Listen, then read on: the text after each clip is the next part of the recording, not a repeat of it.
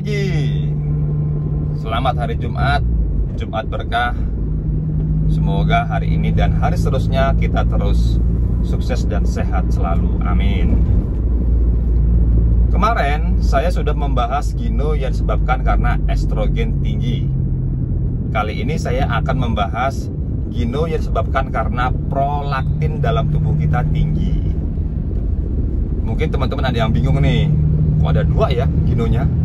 Apa ya bedanya? Nah, bedanya kalau gino yang disebabkan karena estrogen tinggi, dia cuma bengkak pada bagian puting.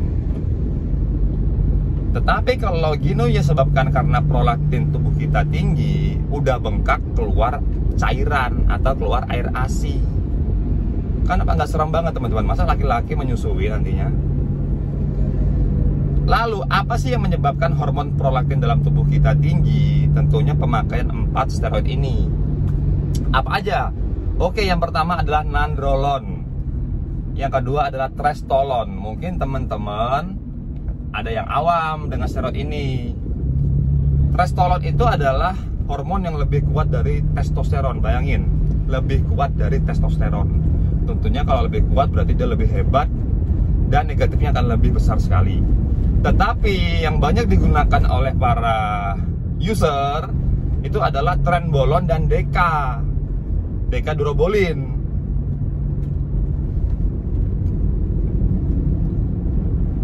Kalau prolaktin dalam tubuh kita tinggi, nggak cuma gino dan keluar ASI teman-teman, tetapi ereksi kita terganggu karena libido kita ditekan atau libido kita turun, sehingga ngacengnya tuh nggak keras teman-teman.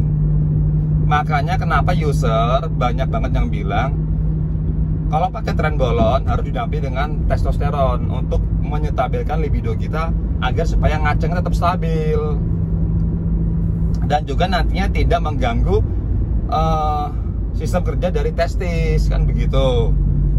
Tetapi karena penggunaan kita yang ngawur, tanpa adanya data lab, tanpa adanya dokter yang mendampingi, akhirnya apa? Penggunaannya melebihi batas normal.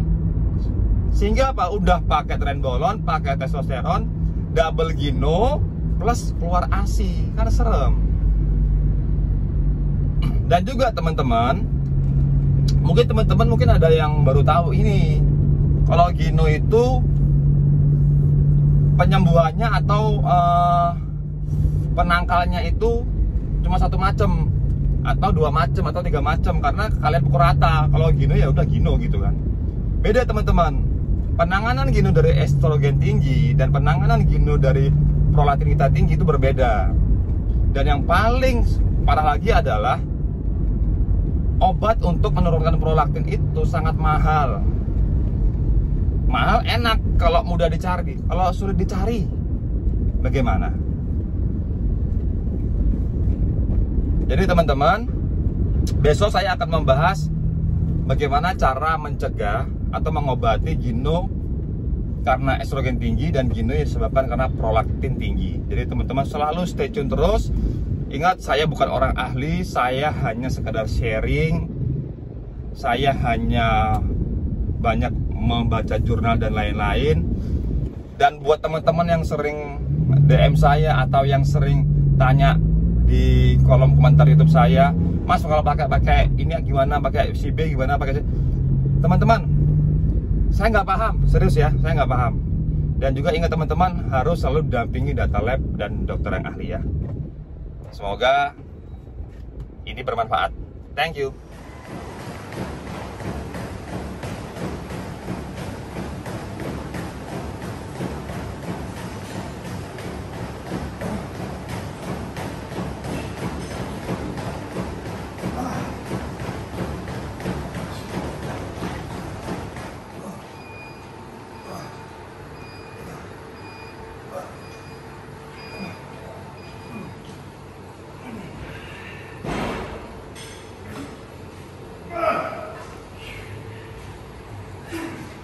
Jadi teman-teman, kalau hari Jumat saya biasanya latihan yang otot yang kurang-kurang, karena kekurangan saya biasanya ada di bahu sama di punggung. Jadi beberapa variasi itu yang saya latih lagi sampai benar-benar maksimal. Ya, hari ini kasih daging dulu karena tadi latihan badannya lemes banget. Mungkin ya memang butuh istirahat sehari ya. Dan juga mungkin asam-asam lapar udah pada naik semua. Jadi makannya kasih enak dulu, daging merah. Dan nanti sore saya mau pijet ya, karena sport massage saya butuh banget. Yang namanya orang nge-gym, angkat berat, terus ngajar dan lain-lain pasti akan capek banget. Udah jadi dagingnya sama sayurnya, kali ini adalah urap. Wah, mantap nih. Oke, mandi dulu, terus makan dan istirahat. Ya, sore ini nggak latihan, rest total.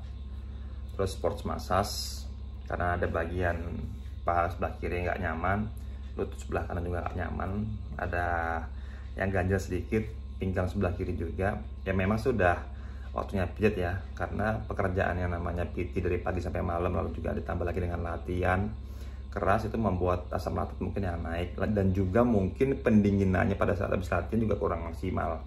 Jadinya ya badan merasa gak enak. Harusnya habis latihan berat itu harusnya berendam RS, atau orang bilangnya bed up ice gitu kan. Tapi nih saya nggak punya gitu kan, masa harus pakai ember ya kan gitu. Jadi sebulan 2 kali saya selalu sport massage itu teman-teman. Dan makan malam kali ini adalah daging yang tadi sama salad. Ya ini banyak banget nih, 400 gram, jadi kenyang banget.